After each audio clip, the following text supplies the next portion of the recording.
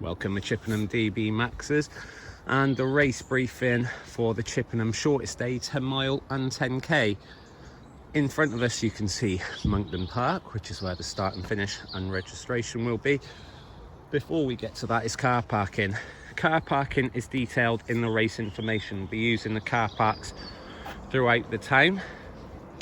Please check them out, park in those, and then follow the signs from fairly close to the car parks to the venue. There'll be just orange or pink arrows for you to follow till you get to the venue. We're approaching the area where race HQ will be and the start and finish. So in this area will be the big DB Max gazebo. You're going to come in here, register and collect your race bib, which has the timing chip attached to it. You can then attach that to your front with safety pins. If you've got race belts or anything else, that's absolutely fine. Please do not cover it with anything whatsoever, guys. So with the current COVID situation, please make sure that when registering you do keep your distance from others. If you feel comfortable wearing a mask, that's obviously fine.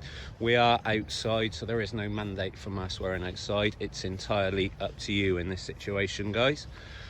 Once you are registered, you will be called up to the start at the start time. So the start will be just in front of us here. Those who've done Chippenham Park Run will recognise where we are. The 10k starts at 11. Before that we have the 10 mile starting at 10:30.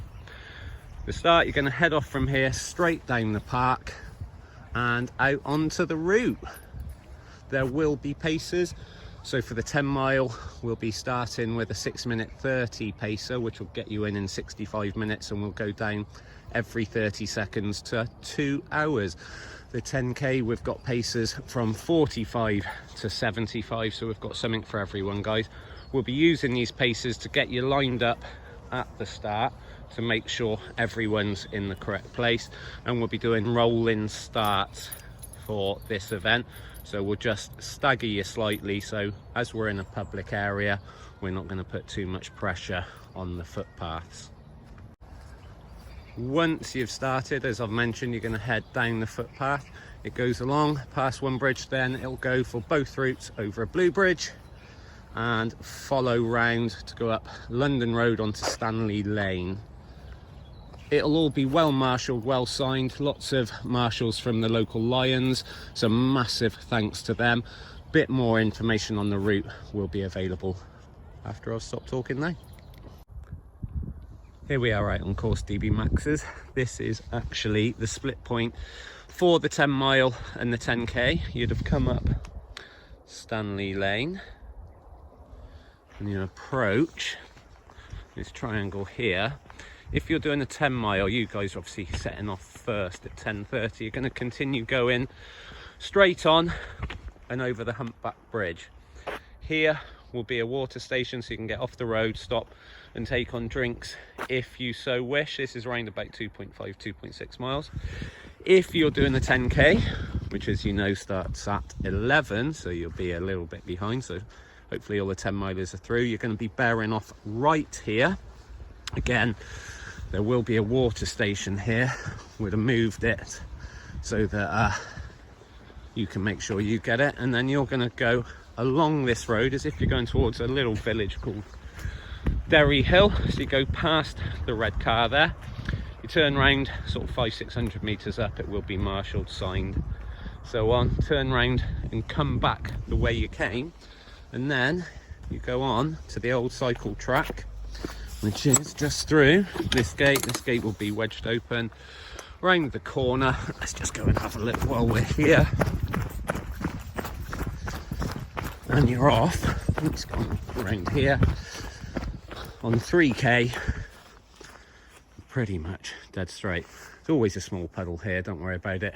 The rest of the track is pretty clear. Here we are then, guys. We're out on the 10 mile route, so 10k is, you needn't worry about this. We're on Maud Heath's Causeway over the River Avon.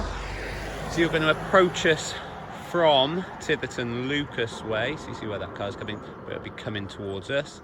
And you're going to come over this bridge. As you get to this bridge, you can see that if you were to stay on the pavement, it keeps you up on the causeway itself. So this is here if there's extreme flooding. What you need to do is follow the route I'm currently taking. There will be a marshal here. See the red car in front of us again, and come down the road, and at this point you are simply going to follow the signs and go right. So don't stay up on the causeway or you're going to have a big jump down. We're still on the 10-mile route then, guys. So you've approached this, come off Maud Heath's causeway, bed right, which is seen. There's a left turn down in the distance, and you run along the road up towards the camera and get to this junction here. If you were to go straight on, you'd end up in Langley Borough. You can see there's a sign to the Tivertons and Kelloways. You're actually going left here. Important thing with this in Sutton Lane is as you come and turn left, you go over and get onto the pavement. That's because as we go down, there's a railway bridge in the distance. It does get very narrow, but the pavement goes around the narrow section, so you haven't got to worry about the traffic in the road. So you at this point will keep on this pavement and go around the railway bridge through a small footpath tunnel. Just another bit for you 10-milers then. About 8.8 miles in now, we're on Old Cocklebury Lane, and what you can see in front of me is the railway line, which you're just gonna cross over coming up towards the camera again. As you coming round this corner is a bit muddy, a bit puddly, but the thing I just want to highlight to you is as you go further on into this area past the side of the house, the path does just get a little bit narrow, so please just take care going through here. There might be some walkers, dog walkers. It's actually where I walk my dog. So just take care. It's slightly downhill, very slightly slippy, a little bit traily, only a couple of 100 meters worth, and then you're back out on the downhill run all the way to the finish. Right guys, final piece of information for you out on the road. I'm currently on Eastern Avenue. This is where the two courses come back together. So if you're in the 10 mile where we just were, at the top of the narrow lane, just walk past the van, you're going to come down the track here, and you come out, head down past the vans onto Eastern Avenue, and you head off straight down. So it's all downhill all the way to the finish for about the last 3/4 of a mile. That's it. The 10k is you would have come along the old cycle track, along here, up this slight incline, and on to Eastern Avenue itself, and exactly the same finish.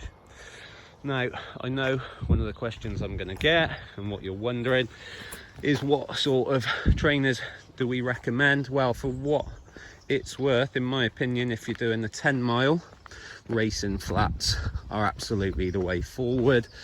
You've probably only got about, I don't know, 300-400 meters or so of the trail on that short section before us. On the 10k, you're coming along the railway line. It is all railway track, cycle track. It is this surface for 3 kilometers. So if it was me running it, I'd probably go for trails. However, racing flats, you'd probably make your time back up on the other 7k. Entirely up to you on that one. So 10 mile, go for your racing flats. 10k, you can go either or, I'd say.